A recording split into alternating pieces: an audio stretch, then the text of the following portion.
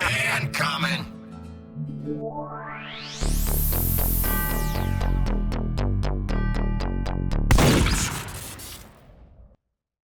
Good shot, lad! Clearly, they were outclassed.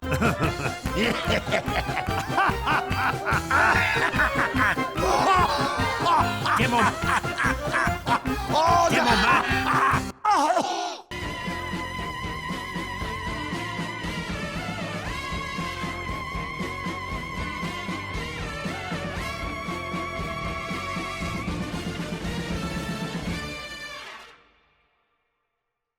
Have you ever played Dust Bowl and thought, gee, there just aren't enough engineers? You haven't. No one has. And yet, here we are. 1000 Uncles is essentially the For the Worthy version of Engineer Fortress. Red Team is filled with more engineer bots than a rock climbing gym, and it's up to Blue Team to beat them back. These aren't your normal engineer bots though. Team Fortress 2's Uncle, unit of nuclear capabilities, largely engineering. These bots are buffed, having 185 health, metal regen, instant sapper removal, 40% faster range swing speed, 20% further metal reach, and near instant respawn. Giddy up. Of course, which class can conquer the cold calculating constructors the best? This tier list was created with the thought that Blue has more than 20 people on it, all performing consistently well, and not class stacking to rival the population of France. I feel très bon! Similarly, the tier list was created with the 64-player server in mind, meaning 40 bots and 24 players maximum, over the 32-player size one of 20 bots and 12 players.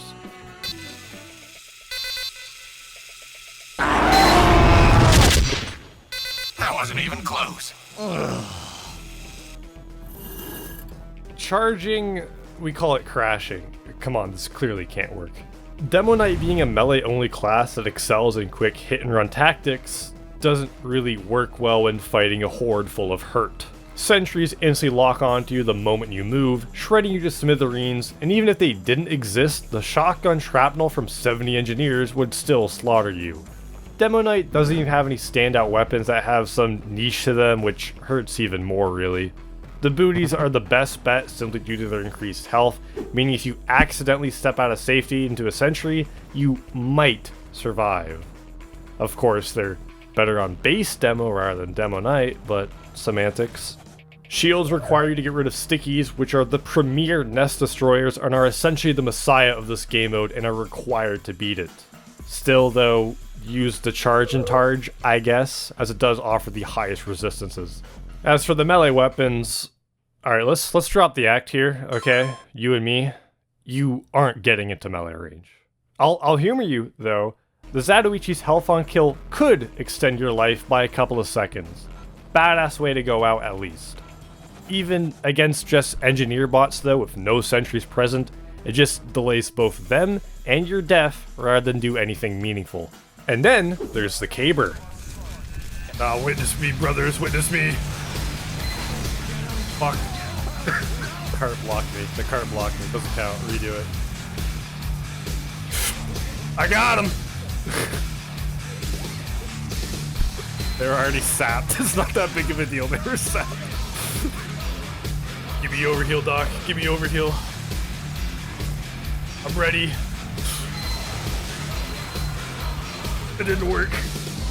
This is my moment, brothers.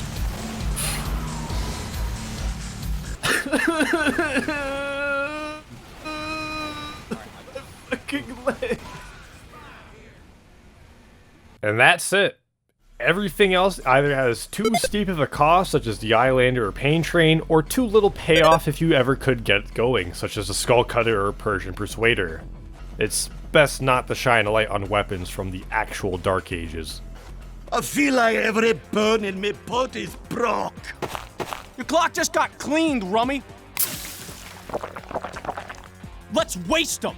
You can't hear what ain't there. Sorry. Getting hurt. Boing. Ah, crap.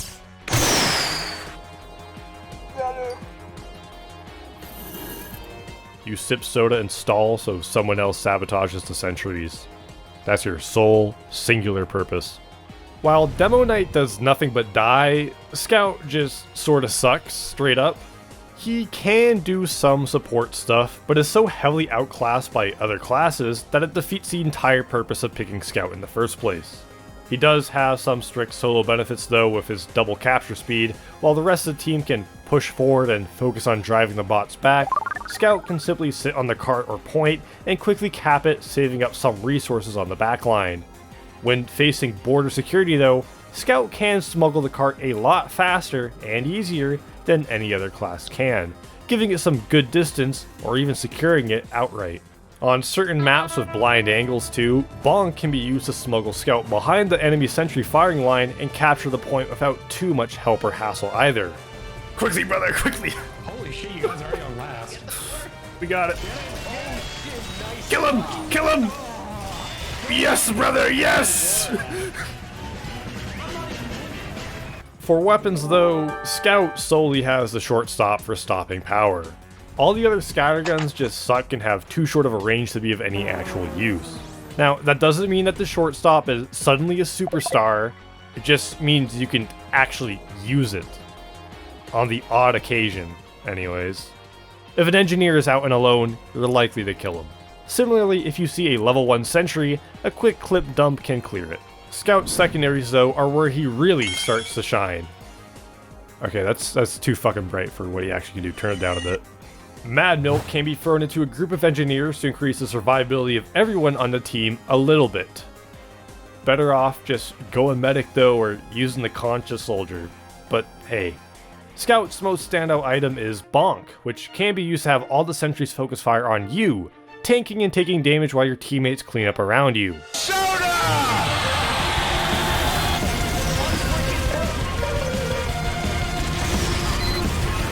Yeah, unless you're playing with SEAL Team 6 here, your team is just not going to have the coordination to successfully make use of the Bonk consistently, and that's not even going over Bonk's bloopers and burdens.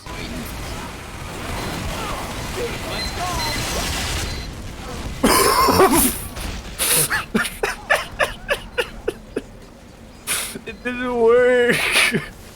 It didn't work! Using Bonk to redirect all the sentries' line of fire just doesn't work. You'll die before you hit the ground, and it'll be pushed so far back that you actually create less ground for your teammates to push up to. Ideally, you want to use Bonk on the flank routes, ensuring you distract the sentries for a second, rather than reenact Team Rocket. As for Scout's melees, we have abysmal dog shit. I guess you could use the Rap Assassin as an extra range option to harass engineers further. Pretty sure they'll survive that 8 seconds of bleed though. Scout sucks at supporting teammates, and although Bonk does have some niche use, acting sorta like an Uber Flash, you could just play medic and do so much more consistently. That'll slow you down, you twitchy hooligan! Standing around like a bloody idiot. Crikey! Let's do this again. See you in 5 minutes. Ah! What the bloody hell just happened? Crikey. Scope in, shoot, scope in, shoot, scope in, shoot. The Sisyphean sniper never stops. Sniper specializes in shooting and picking off engineers rather than destroying sentries from relative safety. It's an important job, but Sniper just solely does that. Hey, can you make me a ham and cheese sandwich? Fuck you! Here at Sniper Sandwich Shop, we only serve Cuban sandwiches. Which, you know, aren't actually bad. It's just not what I ordered, you know. Killing engineers allows other classes better chances at destroying the sentries and making an actual push forward. And while I do joke about Sniper being unable to do anything but that, he can destroy the odd sentry line placed on a flank without too much help. But place more than 5 engineers in the spot and Sniper ain't clearing it out. Sniper is a pretty rigid class to play as in this game mode. If you have a map that just doesn't have the sight lines for him, he's more useless than Scout. Nope.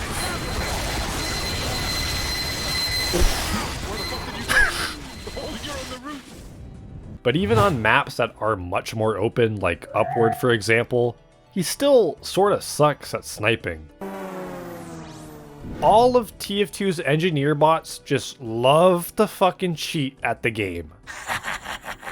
While a player, being an engineer, can't collide and sit inside their own buildings, bots can and will. And because the hitbox of dispensers and sentries is so massive, even if you have their head cleanly lined up, you'll just dent metal. You could try and body shot them, but that goes into the next problem. Engineers have increased health sitting at 185. They can survive a fully charged body shot. The body shot surviving isn't all that annoying or bad though. What is, however, is surviving quick scopes.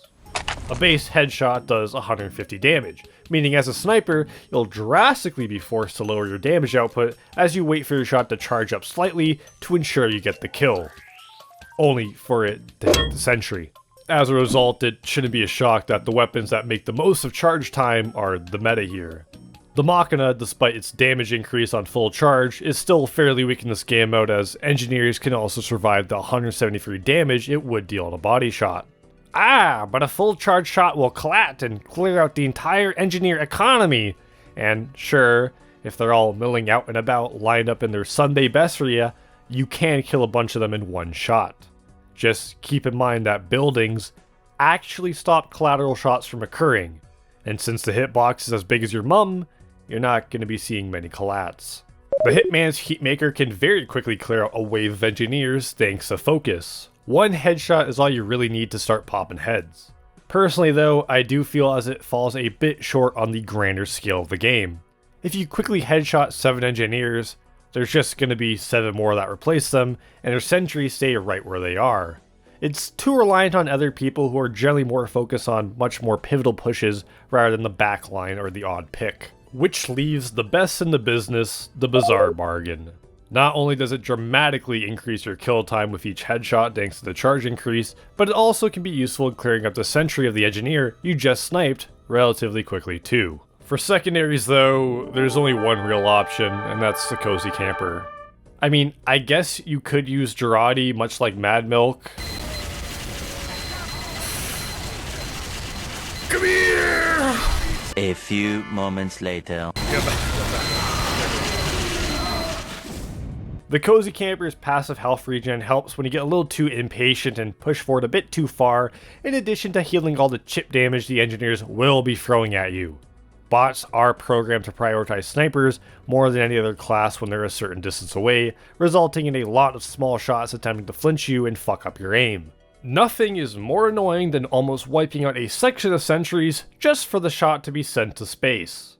Thankfully, the Cozy Camper does have you covered, as fully charged shots provide complete flinch immunity, on top of a 20% knockback resistance. You call that sniping? Right then, that's how we do it in the bush. Gah!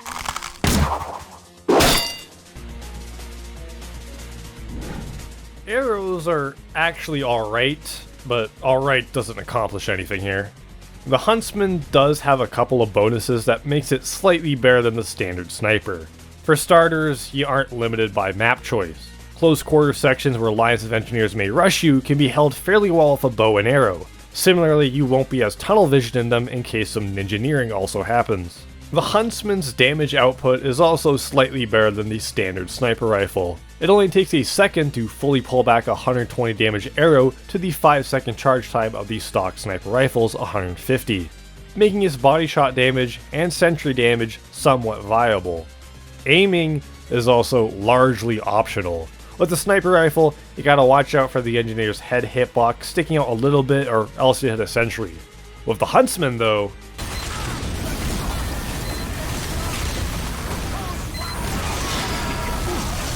All of this just works. flinching and missing a shot can still happen, but the absurdity of the Huntsman's aim generally makes this unnoticeable. So, if it's so much better than the stock sniper, why is it still in C tier? If you're killing one engineer in a sentry every 5 seconds, there are still 39 other ones causing problems. A wise man once said, "More engineers, more problems." And sadly, single target eliminations just aren't that strong. Even with a semi-coordinated team supporting you, you'd just be better off going spy or demo. Well, that was a real bloody rootin'. Ah, piss.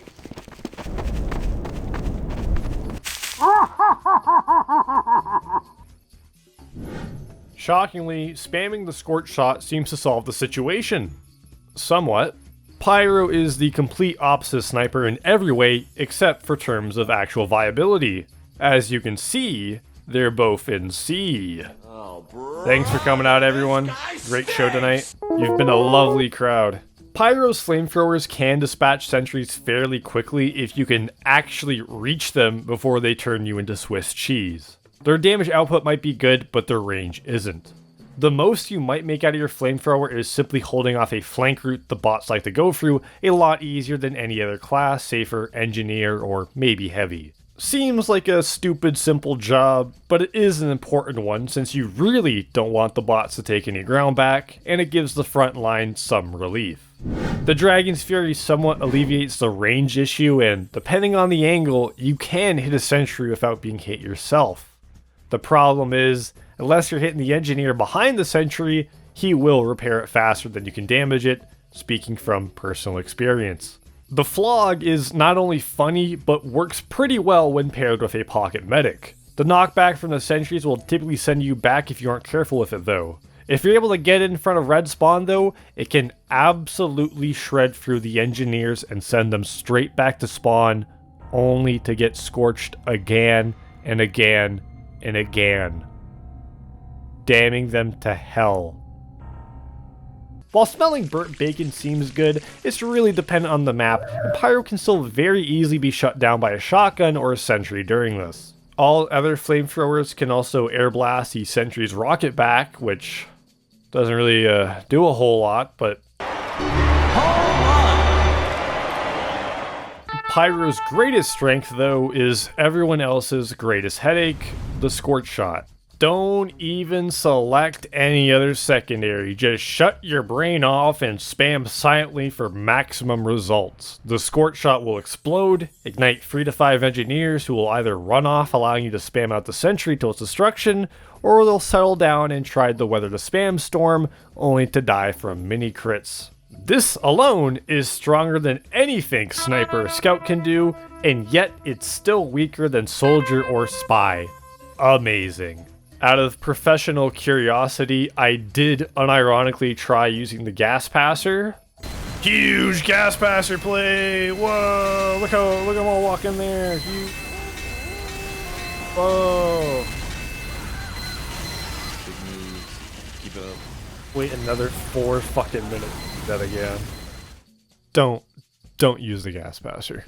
For melees, Pyro actually does have a choice to make for once. The power jack is all reliable for getting to the front line quick. Perfect to push an advance forward after capping a point to prevent or slow down the engineers, or for making up for lost ground if you die. Then, there's the home wrecker. It's not good, but it is funny. And here's where my home wrecker clip would go if I had any. It's a shame that Pyro's short range just makes him a mindless spammer who's still worse than Soldier due to no support options and subpar splash damage. This here point's ours now. Why don't we just give up, partner? Stabbing and sapping to create a small amount of space on the sidelines is Spy's speciality. In the shocking twist of events, anything Spy can do, Sniper cannot do better. Spy is a lot more consistent in his single target eliminations, and on top of that can actually ensure that buildings do get destroyed thanks to a sapper. Even though backstabs are a bit easier to land than headshots, you still gotta be careful as a careless cut to the cheek is a clear-cut way to heaven. Training bots are a bit dumb, but if you recall, they love to fucking cheat, and if you underestimate them, they'll happily re-educate you with a 12 gauge. Bumping into them, cloaking, shooting a gun, or sapping buildings is a clear-fire way to get detected by them. Bots also know you're a disguised spy at all times. They're just pretending that you're doing a good job deceiving them. As a result, making a mistake as Uncle Lean, but getting away only to come back to the Uncletopia still as Uncle Lean, will result in you becoming Uncle Death Foreseen.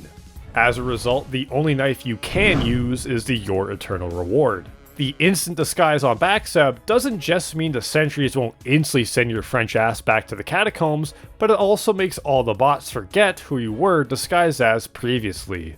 As for the revolvers, the offensive power a 6-shooter could provide is pointless, meaning the Latondra or the only revival of any utility wins by default. The best way to win really. Useful for sniping engineers from long range to gain cloak or disguise back faster, in addition to a passive 40% extended cloak bar for when hit detection screws you over.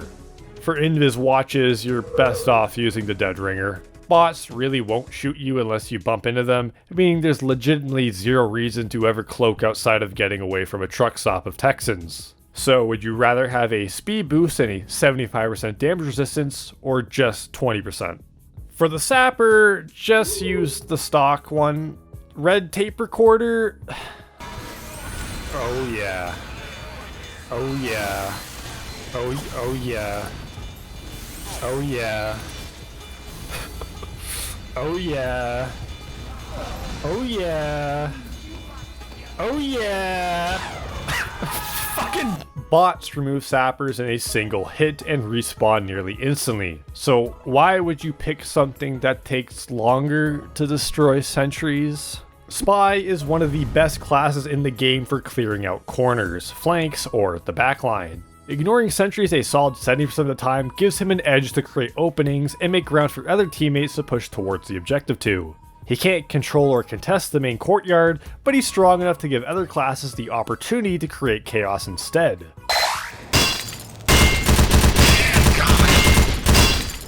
I destroy cowards! While not super strong solo, Heavy easily sprays down sentries with support, securing and stabilizing spots.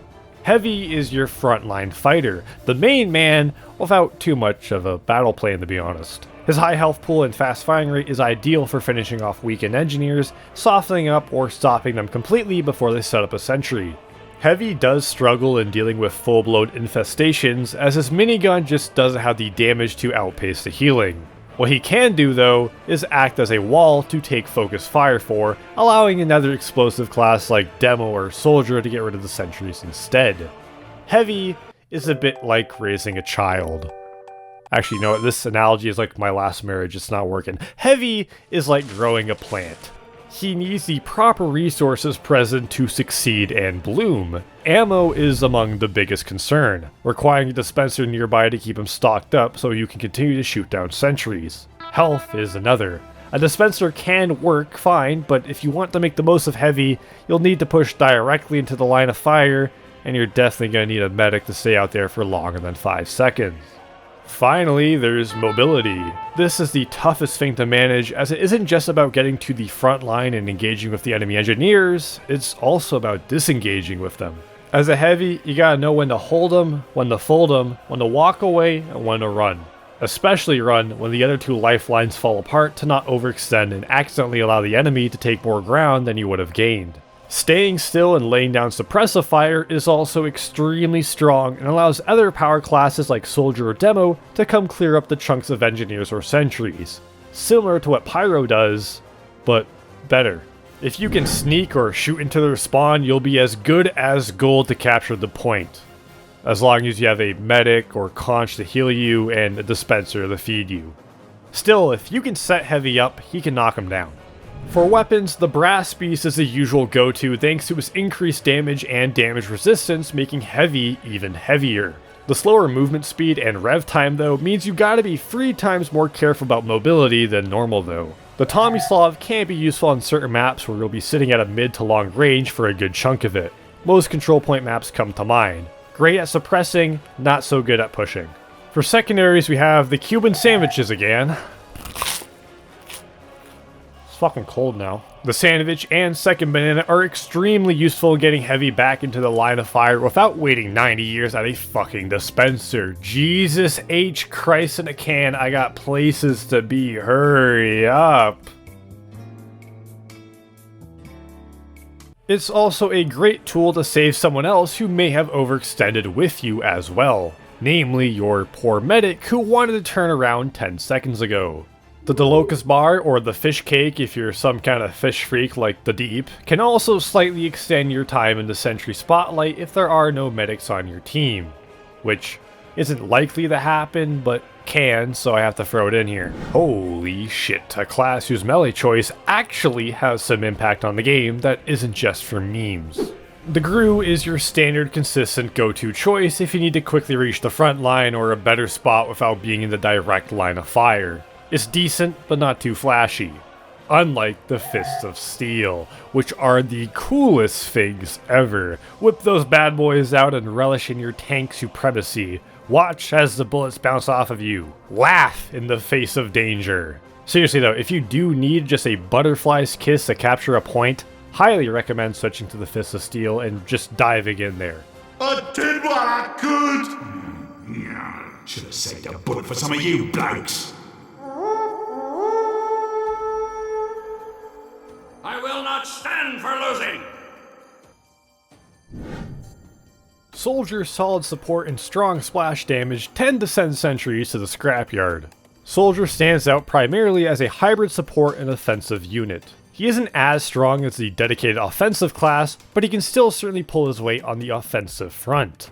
On the supportive side, the banners certainly aren't as flashy as an Uber or necessary as a dispenser are, but they can buff and bolster bodies nearby, making them stand out in large-scale pushes on the point. Splash damage is your greatest friend, allowing you to hit sentries and engineers from a tight sight line or corner from safety, in addition to hitting and hurting multiple hostiles. Soldiers' decently high health pool and large mobility also means you can be effective anywhere, pushing the point, battling the backline, or fixing up the flank. In yet another shocking turn of events, most of Soldier's rocket launchers are extremely viable or have some niche usage in this game mode. Except you. You can leave. Obviously, some are directly better than others, much like standard TF2 in the case of the Liberty Launcher, and some make me want to get a transcranial lobotomy in the case of the Beggars. But you still can use all of them to some degree. The stock rocket launcher having decent damage output and splash damage makes it the gold star standard for dealing with clumps of engineers and sentries. The Calamangler can work, but is extremely reliant on your teammates to actually secure sentries than anything else. In most scenarios, I would say it's a downgrade, as you can't reliably stun lock a sentry, they'll shoot you before you can reload in time. At best, around a tight corner or flank route with only a couple of sentries though, you could probably push up with it. Its best use is the charge shot killing crowds of engineers in oddball angles or spots that you can just spam from thanks to its infinite ammo though. The black box sacrifices a rocket that drastically lowers your damage output and time to kill, but makes up for it by essentially giving you a small health kit every time you shoot into the crowd. The direct hit can reliably two-shot both engineers and stray sentries, making it extremely good when paired with spies, snipers, or heavies who can target engineers. It's essentially a sniper rifle solely for the sentries. On maps that have enough space to freely rocket jump into the air, the airstrike. Voodoo 1, Vipers on station. Your journey ends here, pilot. The skies belong to me. Nowhere to run, nowhere to hide.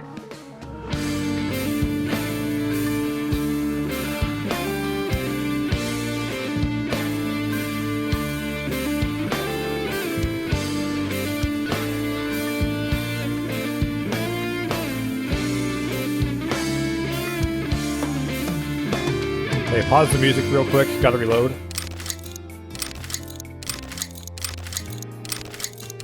Alright, continue.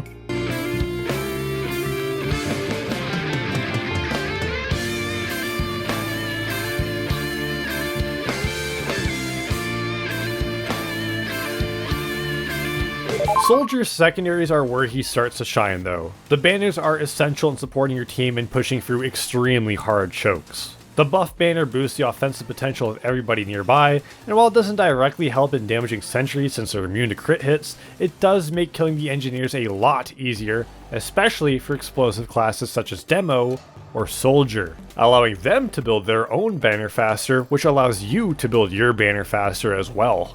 The conch, with its passive health regen, does a decent job at keeping you alive, either from rocket jumps or sentry spray and pray, with the heal on hit doing an immaculate job of keeping classes like Heavy alive and tripling the pressure through their pushes. The speed boost is also good for making up lost ground due to knockback. I would argue though that it is the weakest of the banners. The battalion's backup though is the star of the show. 50% damage resistance to sentries is like cheese on pizza. It's essential. It functions more or less like an AoE Uber, buffing everyone nearby and giving them the ability to tank through and push. Plus, 20 extra health ain't that bad. Oh, all that gushing praise only to go back to terrible melees. Just use the disciplinary action. Even though most of the time you'll already be on the front line trying to push forward, it doesn't hurt to speed up yourself in a heavy in case you respawn or manage to make some serious ground. Go ahead, build your tiny gun.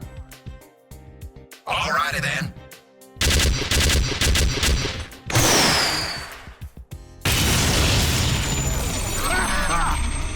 Excellent! Getting hurt isn't a hassle with medic healing and helping you hunker down against the horde.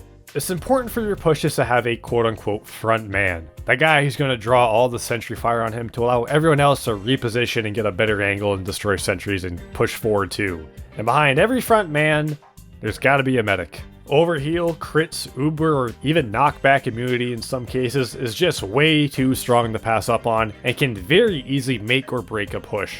The only reason why medic is an A tier and not S tier, despite how significant and strong he is partially due to the coin flip nature of his pushes. 40 seconds is a long period of downtime to wait for an Uber. I could almost make minute rice in the same amount of time. And having your Uber push be completely denied because your pocket couldn't clear out enough sentries, or no one pushed alongside you to help clear them up, or worse. Alright, let's rock. 3, 2, 1, let's roll. Oh no, no! Oh god, oh no! Something went wrong! Oh no! No!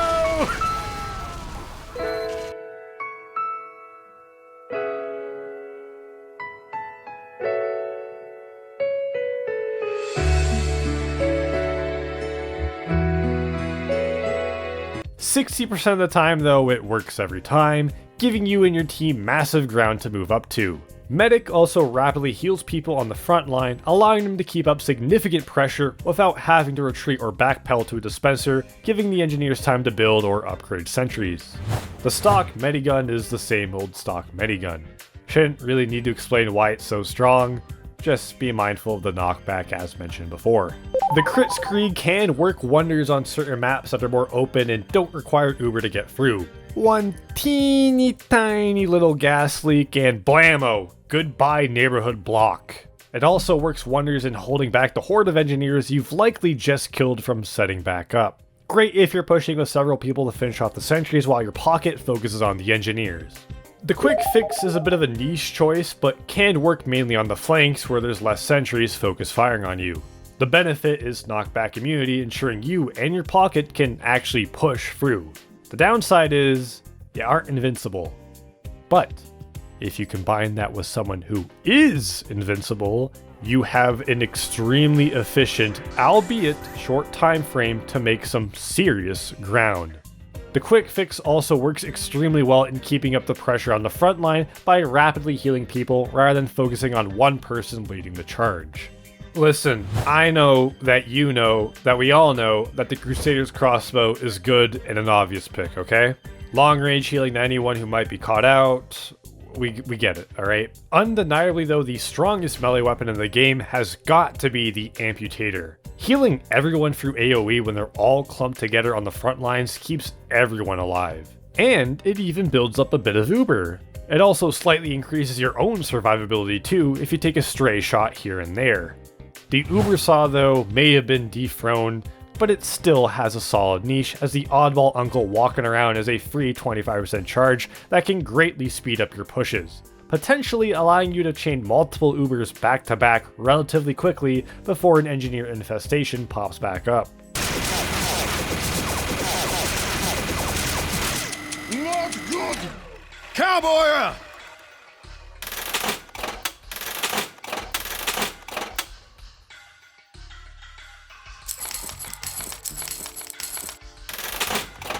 Let's do this Texas style. Deploying dispensers to help dispose of defenders. Disregard his sentries though, they're working double time. Engineer is an essential class to have on the front line and is the premier support unit. It doesn't matter how much health medic heals if there's no ammo to shoot the sentries with. Dispensers are pivotal in pushing and should be kept as close to the front line as possible rather than out in the back. Teleporters are also extremely important to ensure teammates reach the front faster before you lose pressure and have to regroup for a better push. Sentries also secure the backline and ground you have covered, shutting down enemy engineers from just waltzing back in and setting up shop. All buildings can also be built directly into your spawn, allowing for quick and easy access to infinite metal before you roll out and wreck house. Loadout wise though, Engineer is pretty boring. Highly recommend the Rescue Ranger, both for the long range healing, which comes up a lot more than you think due to shotgun spam, and the constant relocation you'll have to do around to keep ground. It is a lot faster to just instantly grab it from a mile away rather than walk over and pick it up, especially for dispensers. You'll be moving them around a lot. The Wrangler is also a prime pick, greatly extending your sentry's health and range, allowing it to be on the offensive and defensive lines, reliably sabotaging groups of sentries from safety. As for wrenches, there's the Jag. Just the Jag. The faster you can build and upgrade your buildings, the better benefits they provide, and ease some burdens on your buddies battling. Engineer is one of the 2 required classes if you want to play this game mode. Ammo consumption of your weapons will become as big of a problem as my drug consumption, and without a dispenser nearby, we're both just out of luck. And of course, that just leaves one other class. Plant yourself on that darn point, mister. Alrighty then. Oh, shucks.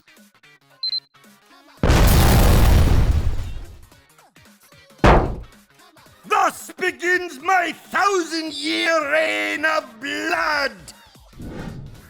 To no one's shock or surprise, sticky bombs reign supreme. Demoman is the backbone of your team, capable of clearing out crowds of sentries and dispensers with relative ease and creating huge amounts of ground to further push up to. The only downside he has is the downtime it takes to reload the Skull's resistance, which can be countered by just class stacking more demos. While stickies do a solid 90% of the work, grenade launchers do have some practical use as well, finishing off surviving sentries or engineers before they build anything back up. Beats waiting 9 years for that reload. The lock and load in particular is exceptional at sniping out sentries or engineers that are just out of reach of your sticky bombs when you can't really afford to charge them up. The stickies though are the stars of the show, especially with the Skull's resistance. 14 active sticky bombs, all detonating at once, can decimate, destroy, and devastate any defense the engineers may have built up. There's also a lot of minor bonuses the Skull's resistance provides that further make it better than something like the stock sticky bomb launcher. Having a 25% faster firing rate means you can fire more stickies out in a shorter period of time in case the bots start to build back up or somehow survive your initial nuclear detonation. Ammo consumption is also a big thing to consider in this game mode as mentioned before. Sure, you can hang tight by a dispenser and spam stickies, but sometimes it's better to attack from another angle. Thankfully, the Skull's resistance has 50% more ammo attached to it as well, meaning less trips to dispenser and more time on the front line. The Quickie Bomb Launcher also has some niche use cases in this game mode as well, being ideal for setting stickies down from far away in case you can't reach a good angle with the Skull's resistance. Once you clear up the corners though, better to swap back to Skull's resistance. None of Demo's melees have any effect on gameplay at all, except for the Pain Train, which I guess can be useful for pushing the objective on payload maps, or if your team isn't super supportive in securing sections. It's about as niche as insert competitive Pokemon joke here. A reminder that this was banned, of all things. And that does it for Demo, the Defense Destroyer. The only other class outside Engineer, I would say, is required to beat 1000 Uncles due to pure aerial denial and burst damage. We have captured the control point. Now do it again.